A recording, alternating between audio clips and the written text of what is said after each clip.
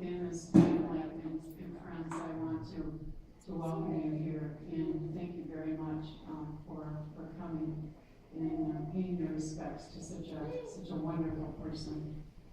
I'm one of the pastors at Second Reformed Church, and Diana and her sisters and brother and I all grew up in the same church, so we've known each other forever. Now I know that the last few weeks have been difficult at best for many of you. So at this point, I would like you all to just kind of relax and maybe take a deep breath. And I'm just going to start out by reading Psalm 121 for all of you. I lift up my eyes to the hills. From where will my help come? My help comes from the Lord who made heaven and earth. He will not let your foot be moved, and he who keeps you will not slumber. He who keeps Israel will neither slumber nor sleep. The Lord is your keeper. The Lord is your shade at your right hand, and the sun will not strike you by day, nor the moon by night. The Lord will keep you from all evil. He will keep your life. And the Lord will keep your going out and your coming in from this time forth and forevermore. We're gathered here today to remember and to celebrate the life of Dana Jean Christensen. We give thanks for her life. I know each and every one of you give thanks for her life. And we commend her spirit now unto God. We're also here to be a support to one another. You know, it's okay to be sad. It's totally understandable to be sad. I'm sad. But we also need to be totally confident in Jesus Christ's resurrection and Dana's resurrection. Flip side of that, sadness. So at this time, Karen Brink, a friend of Gretchen's, right, Gretchen? Wonderful pianist. Interwoven into these times that we're going to be talking with each other, Karen is going to share some of Dana's favorite music with us.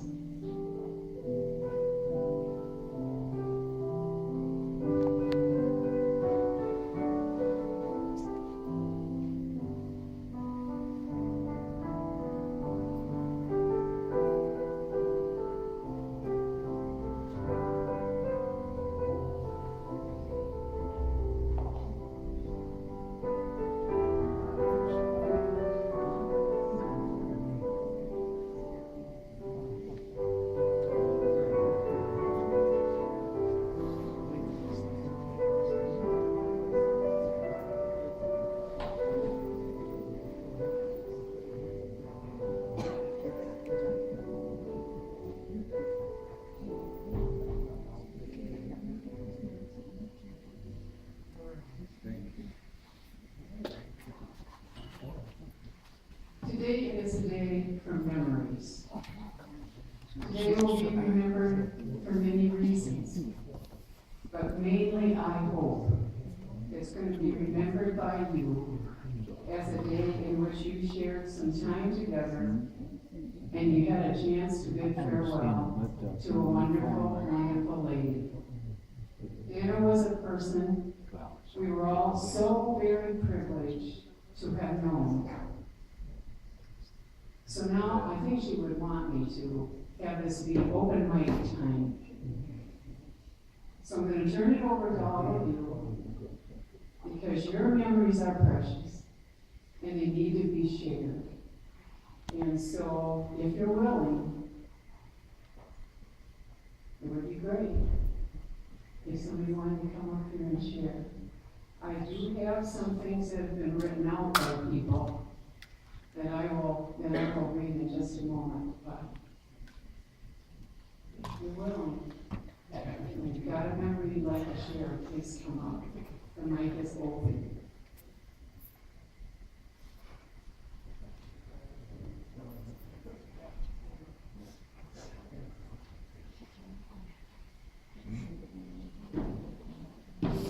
for me to think of any specific memories, but I know that all the ones I have of Dana are probably a little bit of naughty and a little bit of laughter and a lot of fun. And I am privileged to have been her friend and have been able to help her these past few months. And I will miss her tremendously.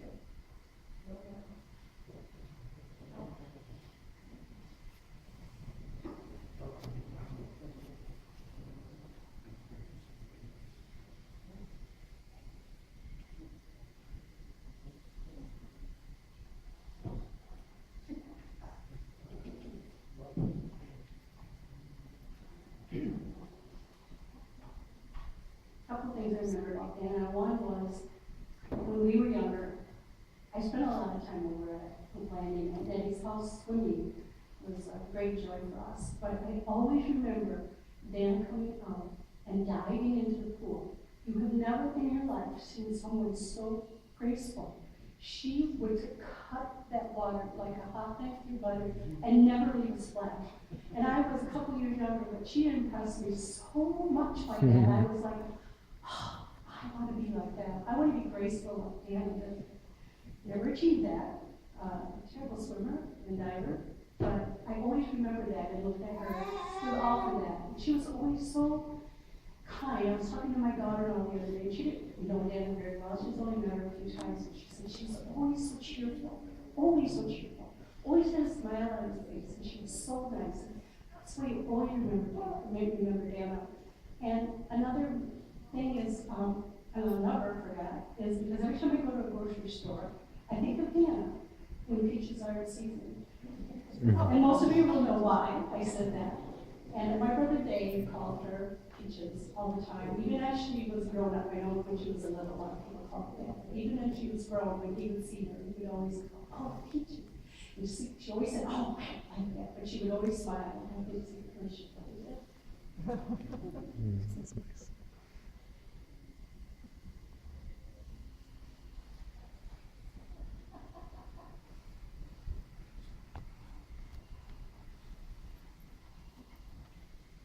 I had to follow Mary back on that because I don't an answer to everything you said. When you said, I want to be like Dana in the pool, I want to be like Dana for all. She was so gracious and so kind and generous and supporting. And she loved every person in this room. And I also wanted to comment on the fact that I think it's great that you think of her every time you're in a grocery store, because I'm certain she's never been in one.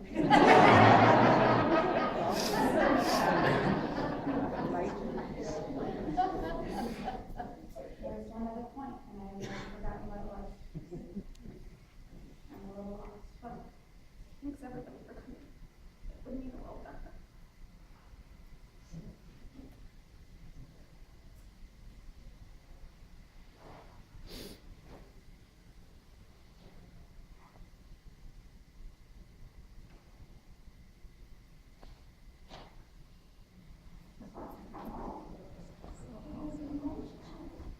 I'm Dan's niece Dawn, and I remember that she was so generous to all of us kids. One year for Christmas when we were young, she gave us this gift and we were all quite shocked and afraid.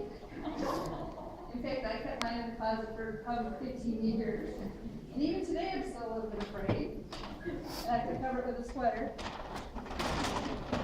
The infamous Noggies. When you're like 8 years old and you wake up with this in your room, but she always gave us everything.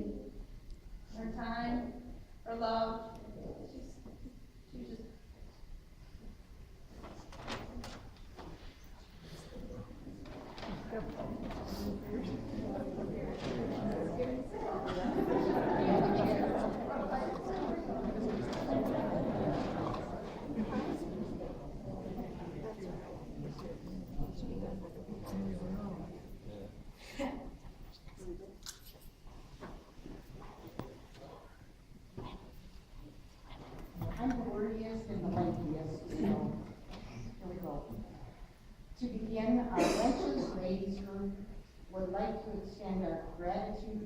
thanks to the Christensen family for allowing us to share in the celebration of our dear friend Dana, and letting us gather for a special time together last night at Dana's home. We also want to thank Elaine Nightcamp-Ehrlich for her loving, compassionate, and dedicated care given to Dana over these last many months. She went above and beyond for her dear friend when it was needed the most. We also want to thank Dana's neighbor, Marsha, who selflessly stayed with Dana for a week at a time and prepared those awesome meals. Her caring response was reminiscent of the Zeeland neighborhoods in which we all grew up. This is where it says, take a deep breath and proceed. And even in our sleep, pain which cannot forget falls drop by drop upon the heart. These are the words of the Greek philosopher Aeschylus.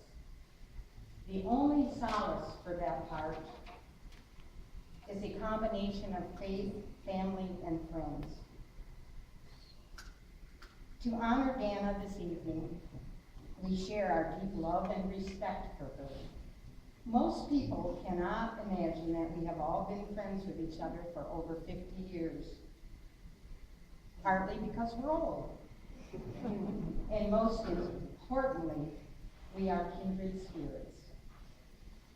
On the continent of Africa, it is translated as, we are because you are. That is the way it will always be with all of us and Dana. It is also difficult to believe giving the wench's name to a group of such mild-mannered ladies. But then they are such an extraordinary group of ladies. Gretchen and Marge are the heart of the group. Linda, the quiet angel. Judy, the mom.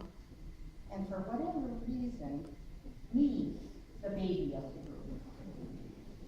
And of course, Dana, our foundation and leader. Dana was about relationships with her siblings, in-laws, especially her nieces and nephews, partners and co-workers. She gave her all to everyone, often to her own detriment. She trusted her life to all of us, and we to her. We were all her BFFs. Not many people have such a large capacity for that much love, or a heart big enough to hold it, but Dana did. She taught us how to trust, love, and respect each other, always, which was amazing, being the very private person she was, and would be hating all of this attention now. She was our moral compass, providing courage and strength to all, whether in business or in life. There at beck and call, every hour of the day or night. You could be sure what happened with Dana stayed with Dana. Again, both in business and in life. She was always the consummate hostess, both at the restaurant and at home, which we were fortunate to joyously observe at our last annual Christmas Eve gathering at Dana's home. Finally, turning to the lighter side of Dana, she was always up for almost any adventure, seeking out that essence of magic and wonder, with her sense of humor leading the way, with the underlying belief that every situation could be turned around for the best, even though hindsight often presented its own wonderment. For example, was that really a wise idea, or just a misdemeanor? In closing, it was her independent spirit that led us the most. Who else would have chosen Happy Trails as a theme song? She did things her way. In fact, on occasion, when we gathered at her home, and someone would question something, she would adamantly state, "This is my house, and I can do whatever I want." Well, now she resides in the most beautiful home ever made for God's children, and she can do whatever she wants, now and forever. And all God's people say, amen.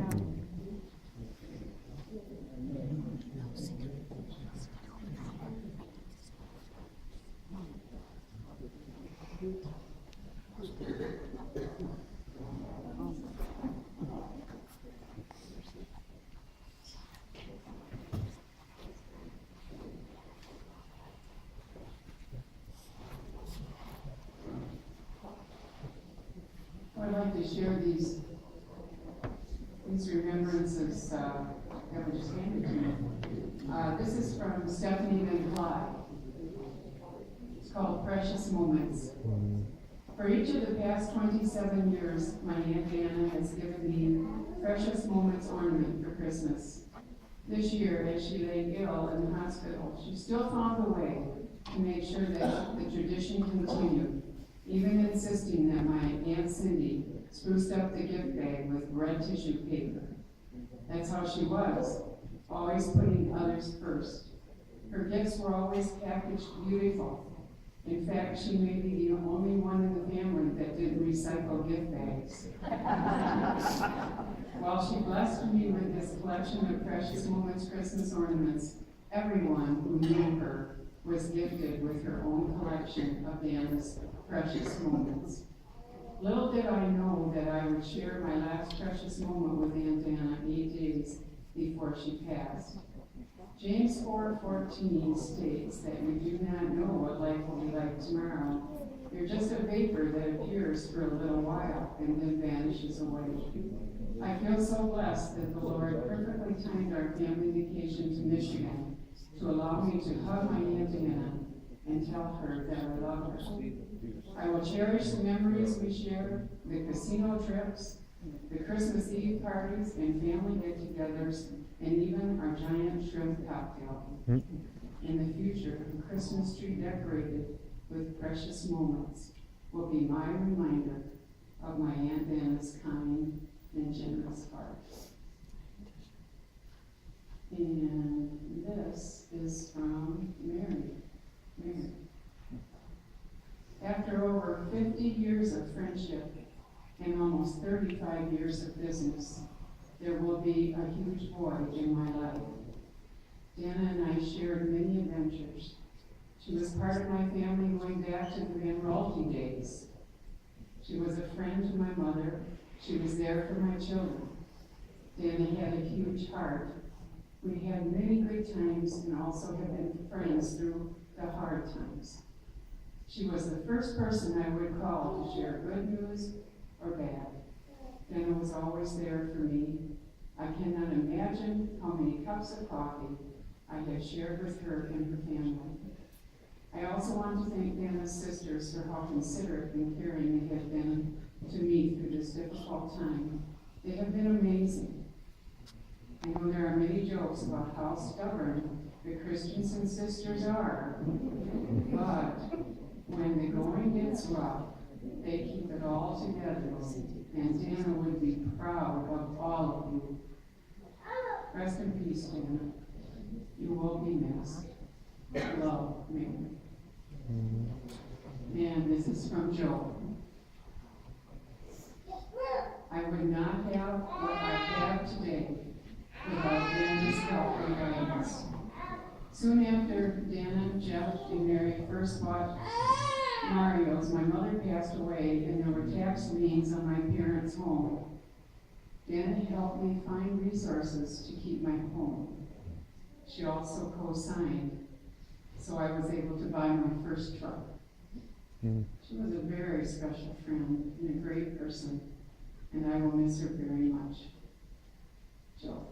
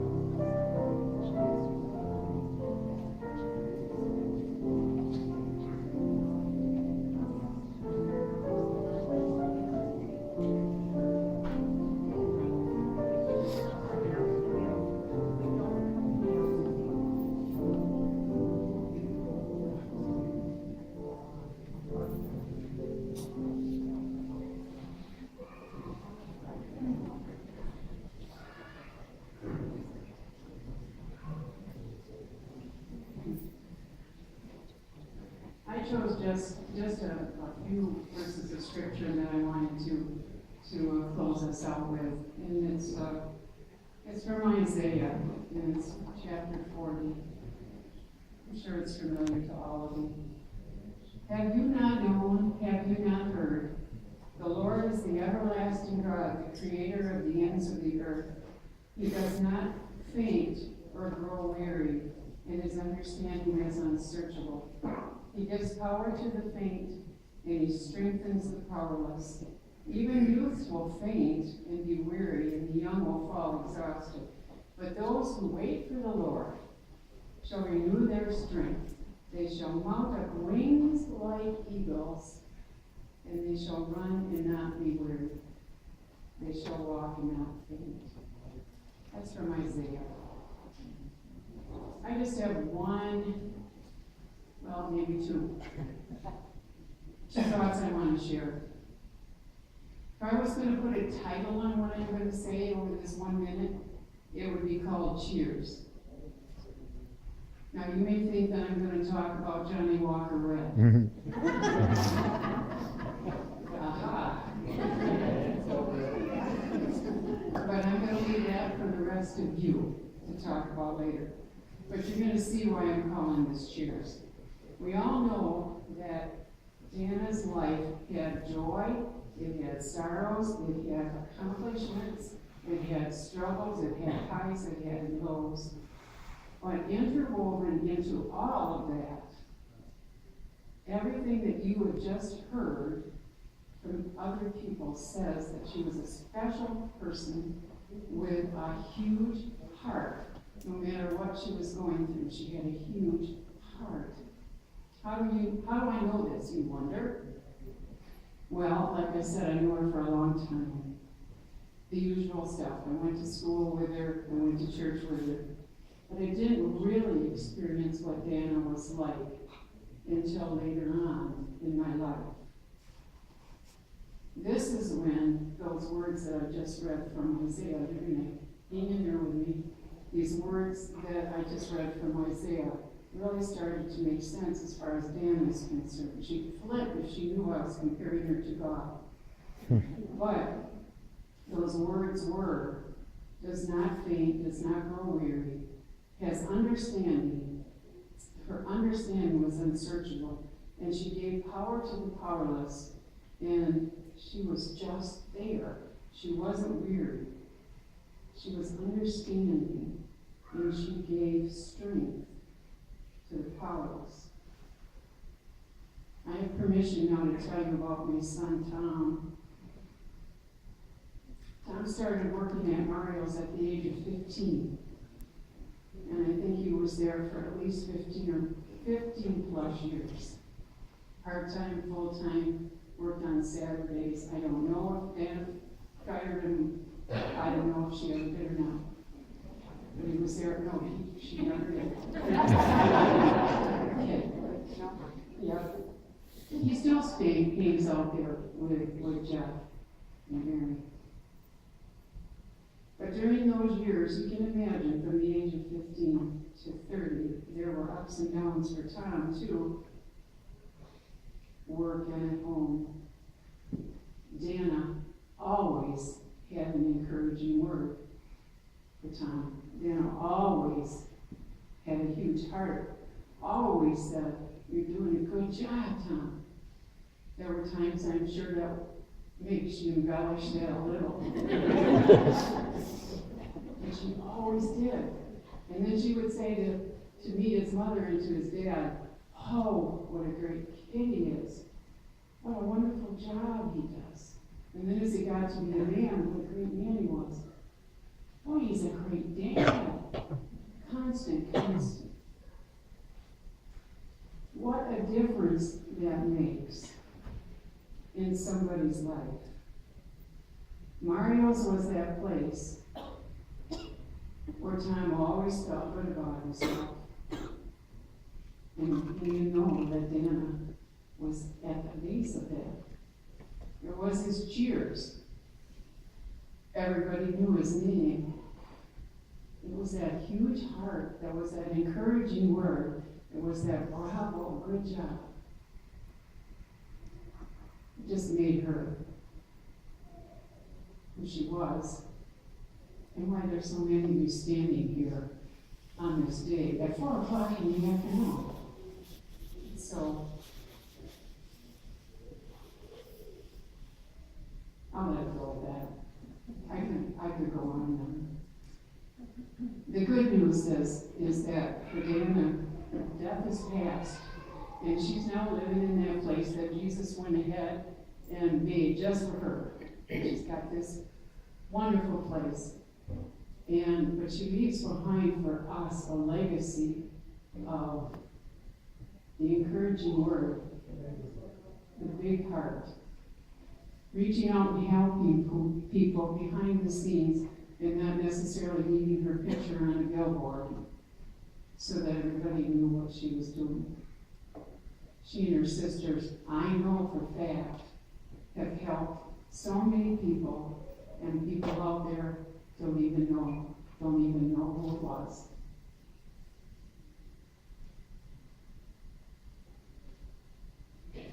So I'll just close this out by saying thank you, Dan.